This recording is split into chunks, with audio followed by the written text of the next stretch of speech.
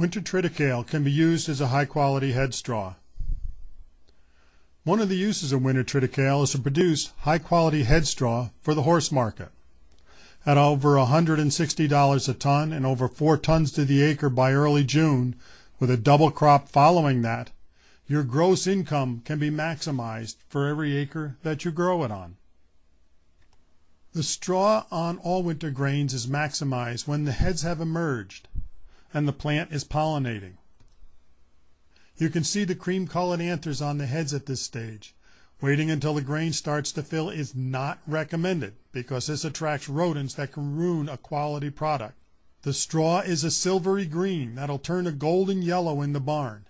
If you want to speed the color change, just leave it in the field another day or two, and it'll be a bright yellow.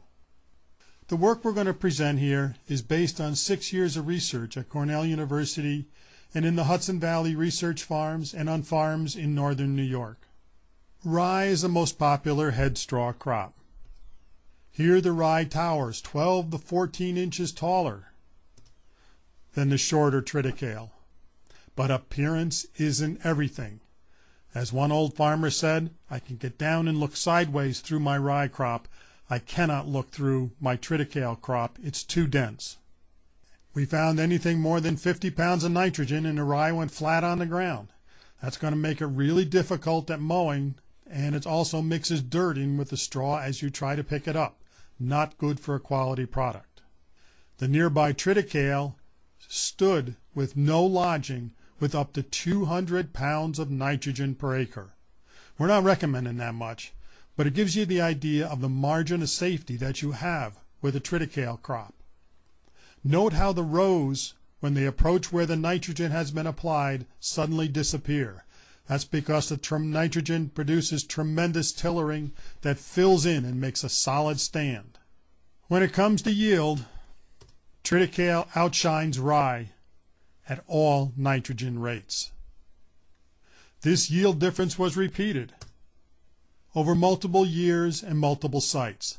Triticale is generally going to yield 25 to 35% higher than rye in side-by-side tests. Now, a lot of farmers think they can get their other work done in the fall, go out sometime in October, broadcast the triticale, disc it in and roll it, and that's good. First, broadcasting and harrowing in is a prescription for disaster. In the spring, the shallower plants are going to heave out and winter kill, and that's going to ruin yield. Triticale must be drilled 1.25 inches to 1.5 inches deep. Second, planting in September optimizes the stand establishment and going into the winter. Planting later than September means a poorer stand going into the winter in poor condition. This carries over right into the spring. The September planting is going to outgrow and out-yield the October planting. Yes, the October planting is green. Yes, it's going to yield something, but it's not going to be optimized at maximum yield like a September planting will. So for the New York area, you want to plant in September. In northern New York, you want to plant at the beginning of September, and more northern areas like Minnesota, Michigan, etc., you want to be in at the end of August. That allows the plants to get established well and go into the winter with good condition. This shows up in yield. No matter what seeding rate, from 100 to 200 pounds to the acre, planting in October does not increase or come anywhere near in yield to what a September planting can do. So if you were late with planting triticale, no increase in seeding rate will make up for it. It only throws good money after poor management decisions. Winter triticale can be a very successful crop producing head straw. First of all, as I said, you need to plant it in September, and in the more northern areas, more colder areas, you want to plant it in early September, late August. 125 pounds of seed to the acre is enough if you plant it at the right time. It'll produce a tremendous number of tillers going into the winter. You want to drill it 1.25 inches to 1.5 inches deep. Anything shallower than that, and you have a chance of winter killing. banding 20 pounds of nitrogen is sufficient to get it up and out of the ground in the fall. Be very careful about putting on manure or higher nitrogen rates. This can stimulate tremendous lush growth in the fall, which allows all winter grains to get snow mold and to be killed out over the winter. 20 pounds of nitrogen is enough. Add phosphorus and potassium according to your soil test, because that's going to stimulate good root development so you go into the winter with a healthy root system and ready to take off for high yields the next spring. Spring is when you want to put the nitrogen on at early green up.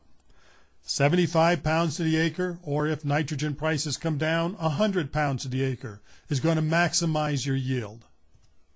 And you're ready to harvest about a week or two after your first cutting haylage. In New York, where we did our work, around the Albany, New York area, that is the 9th or 10th of June. That gives you plenty of time to come back in with a double crop after harvest. You can produce teff, brown midrib sorghum sudan, or soybeans after winter grains such as winter triticale head straw. Keep in mind all winter grains have an allelopathic effect.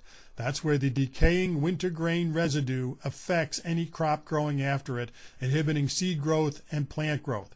But a minimum tillage will mix that into the dirt, dissipate that effect, and you can get maximum yield of those crops. It doesn't need to be a problem.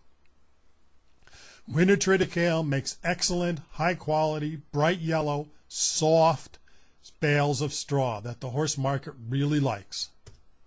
If you want more information on this, contact us at our email address or at our website. We'd like to thank Resource Seed for the support that they gave us, which enabled us to conduct much of this very basic research for your benefit. Thank you.